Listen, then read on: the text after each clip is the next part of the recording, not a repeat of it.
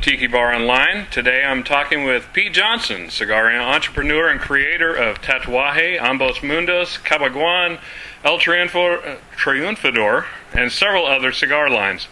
Pete is here in beautiful Chattanooga, Tennessee, the scenic city, at Burns Tobacconist for the release of his third Monster Series cigar, The Face, which is a good place to start. I talked with you back in May, and after the DRAC, I know there was some issues with the box and people not being happy, and you weren't sure if you were going to do it again. Yeah. So tell me a little bit about how you came to the decision to go ahead and do this new one. Well, I had it in mind already what I would do if I did it, so the face was already in mind to be done. But truthfully, it was the question of how I was going to distribute it, and there was only. Last year there was only so many boxes, and I had the two versions. I had the Boris and the DRAC, and people were complaining that they couldn't get access to them. So this year I decided I wanted to do something where still back to the 666 boxes, but after that 1,300 boxes of plain count that people could just smoke the cigar if they just want to smoke the cigar. Some collectors out there that want that fancy box, and there's guys that just want to smoke. Right. So I tried to cater to both, and I killed the actor series or the secondary series for this year. For now, I don't know if I'll bring it back out or not. But okay. Well, that was my second question, so I'll skip right through there. I know you have several more appearances around the country this week related to the face, but I'm already wondering what's up your sleeve for next year. Oh, is it too early to ask Monster Series? For the Monster stuff, the Wolf. Very nice. So for the Werewolf and the Wolfman. Okay. Awesome. It's a crossbreed. As all werewolves are. Yeah. On the subject of your regular lines, at this year's IPCPR show, pretty much everything you did was line extensions. You actually released some new items earlier in the year, the red and the black tubos, the new Triunfador. Yeah, actually the red and the black tubos were actually towards the end of last year. And then the Triunfador was actually, earlier on this year. Right. I see a lot of manufacturers this year were pushing to release a lot of new product before the show. Is that something you see happening with you and the other people in the industry, or? No, I think a lot of people did it because New York was like kind of in a crisis mode with their tobacco tax. So a lot of people wanted to offer them the product before the tobacco tax went up. I see. Truthfully, I have so much that I release throughout the year that it's hard to kind of calculate everything. I mean, I have the La Verite project, which came out later than I expected it to, so it came out right before the show. And then all the other stuff was just small line extensions. I have two brands I'm working on for next year. Okay. Just that two brands that actually that I need to get on the market to protect them. But one, it kind of will finish my portfolio in a sense. Well, kind of. I have one more brand after that I can't really talk about yet. That is still in the works of what I want to do with it, but it was a name that I saw that I had to register. So okay, would that be the Fausto or the La Casita? Fausto and La Casita Criollo. Those are the two that are coming out for the trade show next year. Now, this is actually a Fausto right here. Okay, so those aren't coming out until August or so next year. Yeah. Okay. Or July, I think. Isn't our trade show in July next year? Don't know. Vegas, I don't know. Yeah. That's all I care Vegas in July is a good reason for air conditioning. It's just horrible. On a side note, I was just looking at this picture in this Hemingway room, and I've actually been to that house. Oh, that's awesome. Yeah, I was like, oh shit, I've been there. You want to walk around a little bit before you leave. They've got some grapes. No, yeah, I've seen this whole city, so. About those line extensions, a couple of the ones that you came out with, the smaller ones, the Petite Cazadores. Yeah, Petite Cazadores and Veracruz No. 5s. Two of my most popular cigars in a long time, actually. Right, and I just absolutely love those small ones. They get a great flavor, great little hit in a 20-minute time frame. Can you talk any about the decision to make those? And it came on a spur of the moment thing. Pepin actually makes a lot of product with Habano, Ecuador, which we do a lot of our brands with Habano, Ecuador, but also makes a lot of product with broadleaf, Connecticut broadleaf. So in the leftovers, when they cut the leaves down, there's always like a chunk of leaf that's pretty big, and it's a lot of wasted material. Sure. So he asked me if I had any ideas to come up with some smaller cigars, and I said, yeah, can you make a 4x40? And he's like, no problem. That way we can utilize that leaf, and I also was able to bring the price point down because of it. Brown label for what, $4 or $5? $4.25. Yeah, $4.50 I think is the suggested retail on it. Right. Yeah, and that blend, I love it. But everybody's been going after the Veracruz number 5s. I got a call from another cigar manufacturer telling me that he loves them. So wow, it's kind of nice to hear that. Very good. On the Verite project, how's the reception been so far? Any pushback on the price points or anything like that? No, price point's a little scary for people, and I understand that. It's just that it's something that I wanted to put on a pedestal because it's my baby. And I think people won't understand the project for a few years.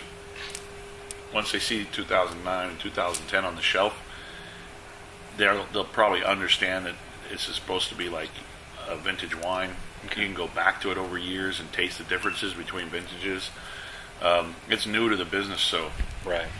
People are still kind of trying to understand it. And I'll admit the price point to me was a little scary. I ended up buying 3 of the Robustos, and I did a review on one of them back in August. Mm-hmm. Matt, the manager here, told me sit on this 2 or 3 months and it'll be even better. Oh, yeah. So I've saved a second one for next month. Okay. And then I'm going to do another one a year after they've been out. Very cool.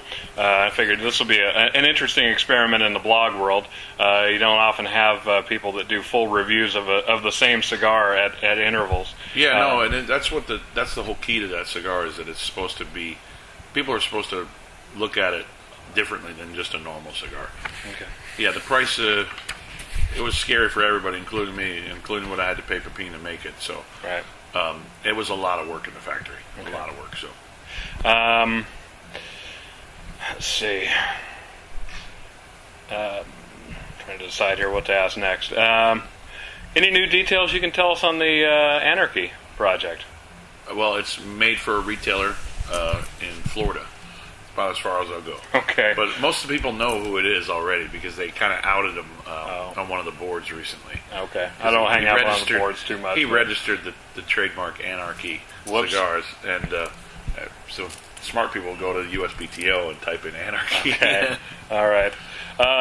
You're on Twitter and Facebook, not as frequently as some of the personalities I've seen. I mean, like Miami Cigar is just going nuts with all their principals having different things. But yeah, what's your view of the whole social networking? I like social networking a lot, but truthfully, I'm not really a salesman. That's the problem. I like getting on there and talking about random shit. Nothing against other companies that do it, sure. But I see all those tweets that all those. Well, not all the other companies, but some of the other companies do, and it just seems like you're getting a sales call. I don't know. It just it's not my speed. So I get on there and just kind of have fun and goof around. Like the day me and Dion were yes. pictures and stuff. Oh, that like was hilarious. It's supposed to be just a way to keep in touch with people we've run into. Okay. And not really go, hey, I got this new project coming out. You know, every once in a while I'll pop a picture up of a different cigar I'm working on. But I never say on sale now at this retailer. All right. Matt described this event here as the biggest deal we've ever had here in Chattanooga, at least as far as cigars go. No, how do you go about determining where you do events? And I've got some friends in Southern California that would love to see you do some events out there. So would my sales rep. My sales rep in California asked me, he said, just give me some time next year because you're never here. Yeah. I'm never home, so it's kind of, and when I'm actually home, it's either to sign paperwork or design a new logo for something or fall asleep to rest for the next trip. I hear that. Well, I know just put a plug in here for Maximar Fine Cigar Yeah. in Orange. Amar's a friend of mine, and my buddy Keith, who does the blog with me, is a frequent customer and actually a part-time employee there right now. So that was from him. Let's see. The other time we met, you were pretty annoyed about a dyed cigar wrapper. Oh. What other practices in the industry do you try to avoid? Putting like mineral oil on things. That's another horrible practice that some people do in the business. So that to make it look more oily or something? Yeah, to shine it up. Yeah. It's like putting shoe polish on shit. And then on top of it, practices, truthfully, I don't like when people tell you that it's a certain tobacco when it's not. I don't like when people dye wrappers, obviously. I don't like when people put mineral oil to make the wrapper look shiny. I don't mind what like places like Drew Estates does with like their flavored stuff, because that's they're building a certain product for a certain sector of people. So I don't. They're not trying to say, oh, it's not flavored. It's got their infusions to it. So that's what, and they're the best at that. And of course, they make great regular cigars like the Liga stuff or the T52s, Dirty Rats and stuff like that. But yeah, my three biggest beefs are usually when someone lies about what they're putting on a cigar. Okay. Like, this isn't Mexican wrapper. I hear that a lot. Right. I also there is a certain company I know that. I also watched recently on a cigar. It's even downstairs in the humidor that they tell people it's Corojo, but it's actually painted Indonesian wrapper. And if you start peeling the wrapper, it's like onion skin. So yeah, I have this big pet peeve about bullshit. I wish Penn and Teller would do a show on bullshit for cigars, because it'd be eye opening. What's your favorite cigar right now? Yours or anyone else's? Truthfully, I just made a blend up the other day that I'm really enjoying, but I jump around so much within my own line, so it's a tough one. It's a tough one. I mean, Triunfador number 4s, La Riqueza number 1s. Yeah, I'm all over the place. I like Dion's Epernay's. Very nice. Love the My Father limited edition. That's a Haven't had that spectacular one yet. cigar. It's pristine to look at. I mean, you just look at it, you're like, wow. All right. Well, that's about all I have for you, and thank you for your time. No, you're welcome. I appreciate you being here at Burns. I know everyone else does too, and it's time to get down to the party now. Yeah. So perfect. thanks. Thanks, man.